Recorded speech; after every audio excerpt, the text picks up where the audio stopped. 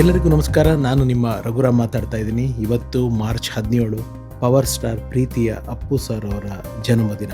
Appu sir ಅಂದರೆ ನನಗೆ ಸಾಕಷ್ಟು ನೆನಪುಗಳು ಬರುತ್ತೆ. ಅದರಲ್ಲಿ ಕೆಲವು ಅವರೊಂದಿಗೆ ನಾನು ಇದ್ದ ಕಳೆದ ಅಥವಾ ಸಾಕ್ಷಿಯಾಗಿದ್ದ ಒಂದಿಷ್ಟು ಮಾಹಿತಿನ ಇವತ್ತು ಅವರ ಹುಟ್ಟುಹಬ್ಬದ ಸಂದರ್ಭದಲ್ಲಿ ನಿಮ್ಮೊಂದಿಗೆ ಹಂಚ್ಕೊಳ್ಳೋ ಒಂದು ಆಸೆ. ತುಂಬ ಚಿಕ್ಕ ವಯಸ್ಸು, ಅಂದರೆ ನಾವೆಲ್ಲ ಅವಾಗೇನೋ ನಮ್ಮ ಟೀನ್ಸ್ಗಳಲ್ಲಿ ಇದ್ದಿದ್ದ ಟೈಮು. ಅಪ್ಪು ಸರು ಈ ಸದಾಶಿವನಗರ್ ಭಾಷಮ್ ಸರ್ಕಲಲ್ಲಿ ಕ್ಲಾಸಿಕ್ ಜಿಮ್ ಅಂತ ಇತ್ತು.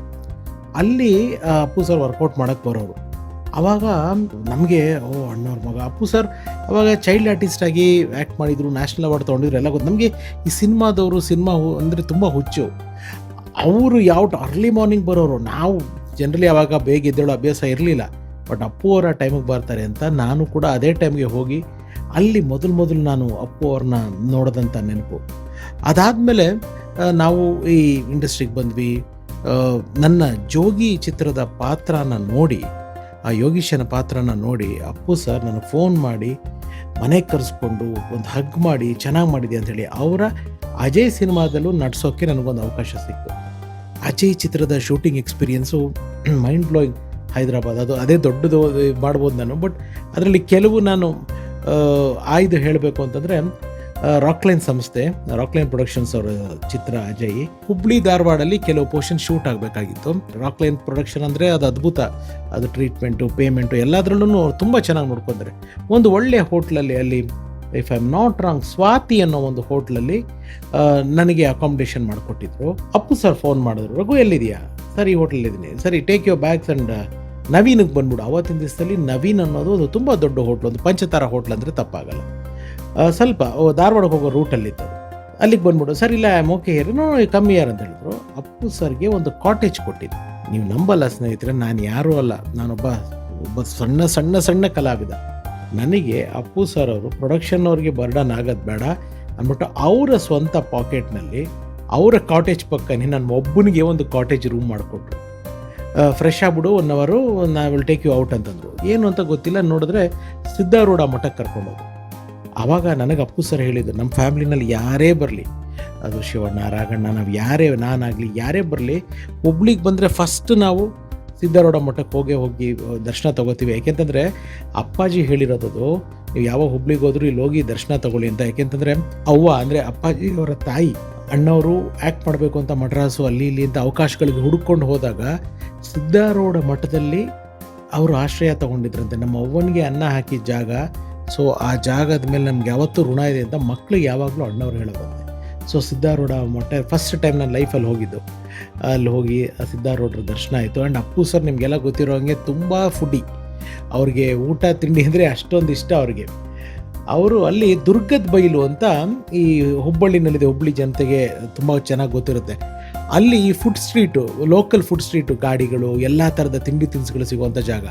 ಅಪ್ಪು ಸರ್ ಹತ್ರ ಟೆರೆಕ್ಯಾನ್ ಅನ್ನೋ ಒಂದು ಗಾಡಿ ಇತ್ತು ಅವಾಗ. ಆ ಗಾಡಿನಲ್ಲಿ ಅಪ್ಪು ಸರ್, ನಾನು, ಅವರ ವಾಹನ ಚಾಲಕರಾದ ಬಾಬು ಅವರು, ಆಮೇಲೆ ದಿನೇಶ್ ಅಂತ ಇದ್ರು ಒಂದು ಕಾಣತ್ತವ್ರು, ಮೇಕಪ್ ಮ್ಯಾನ್, ಇಷ್ಟು ಜನ ಹೋದ್ವಿ ನಾವು.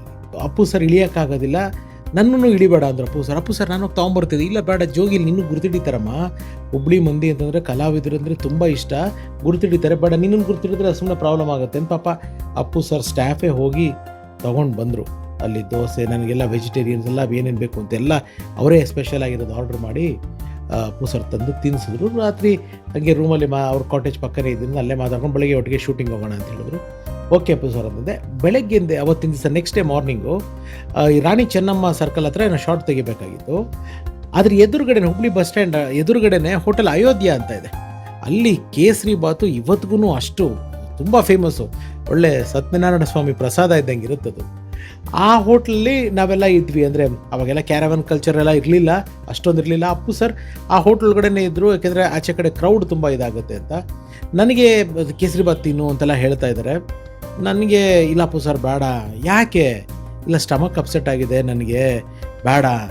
ತಡಿ ನನಗೆ ನೋಡಿ ಅವರು ಎಷ್ಟು ಕಾಳಜಿ ಅಂತಂದರೆ, ಆ ಹೋಟ್ಲಿಂದ ಅಲ್ಲೇ ಹೋಟ್ಲಲ್ಲಿ ಜಾಮೂನ್ ಆರ್ಡ್ರ್ ಮಾಡಿದ್ರು. ಹೊಟ್ಟೆ ಅಪ್ಸೆಟ್ ಆದಾಗ ಈ ಜಾಮೂನ್ ಪಾಕ ತುಂಬ ಒಳ್ಳೆಯದು, ಅದು ಗಟ್ಟಿ ಮಾಡುತ್ತೆ ಅಂತ ಹೇಳಿ ಜಾಮೂನ್ ಪಾಕ ತಿನ್ನಿಸಿ ಆ ಅಯೋಧ್ಯ ಹೋಟ್ಲನ್ನ ಆ ಕೇಸರಿ ಬಾತು ತಿನ್ನಿಸಿದ್ರು. ಇದನ್ನೆಲ್ಲ ಅವ್ರು ನನಗೆ ಮಾಡಬೇಕು ಅನ್ನೋ ನೆಸೆಸಿಟಿನೇ ಇಲ್ಲ. ಬಟ್ ಅದು ಅಪ್ಪು, ಅದು ದೊಡ್ಡ ಮನೆ, ಹುಡುಗನ ದೊಡ್ಡತನ, ಒಂದು ಸಣ್ಣ ಕಲಾವಿದರು ನಮ್ಮಂಥವ್ರನ್ನೂ ಅಷ್ಟು ಪ್ರೀತಿಯಿಂದ ನೋಡಿಕೊಂಡು ತಿನ್ನಿಸಿ, ಆಮೇಲೆ ಇನ್ಫ್ಯಾಕ್ಟ್ ಮ್ಯಾಜಿಕ್ ಥರ ನನಗೆ ಆ ಸ್ಟಮಕ್ ಅಪ್ಸೆಟ್ ಸರಿ ಹೋಯಿತು. ಮಧ್ಯಾಹ್ನ ಊಟ ಎಲ್ಲ ಅದು ಮಾಡಿಸಿ. ಅಜಯ್ದು ಈ ಥರ 108 ನೆನಪುಗಳಿದೆ. ಯಾರೋ ನನಗೆ ಕೇಳಿದರು ಅಜಯ್ ಸಿನಿಮಾ ಎಕ್ಸ್ಪೀರಿಯನ್ಸ್ಗಳು ಹೇಳಿ ಅಂತ. ಖಂಡಿತ ಮುಂದಿನ ದಿನಗಳಲ್ಲಿ ಅದನ್ನು ಕೂಡ ಶೇರ್ ಮಾಡ್ತೀನಿ. ಆ್ಯಂಡ್ ಇನ್ನೊಂದು ಮೆಮೊರಿ ಅಪ್ಪು ಸರ್ ಜೊತೆ ಹೇಳಿ ನಾನು ಈ ಕಥೆನ ಮುಗಿಸ್ತೀನಿ. ಕೆಲವು ವರ್ಷಗಳ ಹಿಂದೆ, ಅಂದರೆ ಮೈಸೂರು ಬೆಂಗಳೂರು ಈ ಎಕ್ಸ್ಪ್ರೆಸ್ ಹೈವೇ ಆಗುವಂಥ ಒಂದು ಸಂದರ್ಭ. ಆ ಸಂದರ್ಭದಲ್ಲಿ ನಮ್ಮದು ಮೈಸೂರು, ಅಪ್ಪು ಸರ್ಗೂ ಗೊತ್ತಿತ್ತದು. ಹೋಗಿದ್ದೀರ ಮೈಸೂರಿಗೆ? ಇಲ್ಲ ಅಪ್ಪು ಸರ್ ಹೋಗಬೇಕು, ಬಟ್ ಅಲ್ಲಿ ಹೋಗೋದೇ ಬೇಜಾರಾಗುತ್ತೆ. ಕನಕಪುರ ರೋಡಲ್ಲಿ ಹೋದ್ರು ಅಲ್ಲೂ ಒಂಥರ ನನಗೇನೋ ಅಷ್ಟು ಸ್ಯಾಟಿಸ್ಫೈ ಇಲ್ಲ. ಆವಾಗ ನನಗೆ ಅಪ್ಪು ಸರ್ ಹೇಳ್ಕೊಟ್ಟಿದ್ದು ರೂಟು, ನಾನು ಮೈಸೂರಿಗೆ ಹೋಗೋದೇ ಇವಾಗ ಈ ರೂಟಲ್ಲಿ, ನೀನು ನೆಲಮಂಗ್ಲಾಗೆ ಹೋಗಿ ಕುಣಗಲ್ ರೋಡಲ್ಲಿ ಹೋಗಿ, ಕುಣಗಲ್ ರೋಡಲ್ಲಿ ಹೋಗ್ಬಿಟ್ಟು ಮೇಲ್ಕೋಟೆಗೆ ಹೋಗೋ ಡಿವಿಯೇಷನ್ ಸಿಗುತ್ತೆ, ಫಸ್ಟ್ ಕ್ಲಾಸ್ ರೋಡು. ನೀನು ಹಳೇದು ರೋಡ್ ಹೆಂಗಿತ್ತು ಮೈಸೂರದು ಸಿಂಗಲ್ ರೋಡು ಆ ಥರ ಇದೆ, ಟ್ರಾಫಿಕ್ ಇರಲ್ಲ, ತುಂಬ ಚೆನ್ನಾಗಿರುತ್ತೆ. ನೀನು ಡೈರೆಕ್ಟು ಪಾಂಡುಪುರಕ್ಕೆ ಹೋಗ್ತೀಯ, ಪಾಂಡುಪುರದಿಂದ ಡೈರೆಕ್ಟ್ ಮೈಸೂರು ರೋಡ್ಗೆ ಹೋಗ್ಬಿಡ್ಬೋದು, ತುಂಬ ಚೆನ್ನಾಗಿರುತ್ತೆ, ಟ್ರೈ ಮಾಡು ಅಂದರು. ಸತ್ಯವಾಗ್ಲೂ ಹೇಳ್ತೀನಿ ಸ್ನೇಹಿತರೆ, ಆ ರೋಡ್ ಅಷ್ಟು ಅದ್ಭುತವಾಗಿತ್ತು. ಅಪ್ಪು ಸರ್ ಅದೇ ರೋಡಲ್ಲಿ ಓಡಾಡ್ತಾ ಇದ್ದಿದ್ದು ಮೈಸೂರಿಗೆ. ಸ್ವಲ್ಪ ನಮಗೆ ಒಂದು 40 ಕಿಲೋಮೀಟ್ರ್ ಎಕ್ಸ್ಟ್ರಾ ಬರೋದು, ಆದರೆ ಈ ಟ್ರಾಫಿಕ್ ತಲೆನೋವು ಇರ್ತಾ ಇರಲಿಲ್ಲ. ಎಕ್ಸ್ಪ್ರೆಸ್ ಹೈವೇ ಆದಮೇಲಿಂದ ಆ ರೋಡಿಗೆ ನಾನು ಹೋಗಿಲ್ಲ, ಬಟ್ ಆ ರೋಡ್ ನೆನೆಸ್ಕೊಂಡಾಗೆಲ್ಲ ಅಪ್ಪು ಸರ್ ಜ್ಞಾಪಕ ಬರ್ತಾರೆ. ಅಫಿನಿಟಿ ಅನ್ನೋ ಇಲ್ಲಿ ಬೆಂಗಳೂರಿನ ಜಿಮ್ಮಲ್ಲಿ ನಾನು, ಅಪ್ಪು ಸರು, ಅಶ್ವಿನಿ ಮೇಡಮ್ ಎಲ್ಲ ಒಟ್ಟಿಗೆ ಒಂದೇ ಜಿಮ್ಮಲ್ಲಿ ವರ್ಕೌಟ್ ಮಾಡ್ತಾ ಇದ್ದಿದ್ದು. ಆವಾಗ ಬೆಳಗ್ಗೆನೇ ಬಂದು ಅಪ್ಪು ಸರ್ ಕೆಲವು ಸಿನಿಮಾ ವಿಚಾರಗಳು, ನಾನು ಟ್ರೆಡ್ಮಿಲ್ ಮಾಡ್ತಿದ್ದೆ, ಅವರು ಟ್ರೆಡ್ಮಿಲ್ ಮಾಡೋರು. 108 ನೆನಪುಗಳು. ಸೊ ಅಪ್ಪು ಅನ್ನೋ ಆ ವ್ಯಕ್ತಿಯ ಒಂದು ಇಂಪ್ರೆಷನ್ ಅಥವಾ ಆ ವ್ಯಕ್ತಿಯ ಒಂದು ಛಾಯೆ ನಮ್ಮ ಮನಸ್ಸಿನಲ್ಲಿ ಯಾವತ್ತೂ ಇರುತ್ತೆ. ತುಂಬ ಮಾತಾಡೋಕೆ ಹೋದರೆ ಸಾಕಷ್ಟಿದೆ, ಬಟ್ ಇಷ್ಟು ವಿಚಾರನ ಇವತ್ತು ಅವ್ರ ಹುಟ್ಟುಹಬ್ಬ ಆಗಿರೋದ್ರಿಂದ ನಿಮಗೆ ಹಂಚ್ಕೋಬೇಕು ಅನ್ನಿಸ್ತು, ಹೇಳಬೇಕು ಅಂತ ಅನ್ನಿಸ್ತು. Appu sir, we miss you, we love you.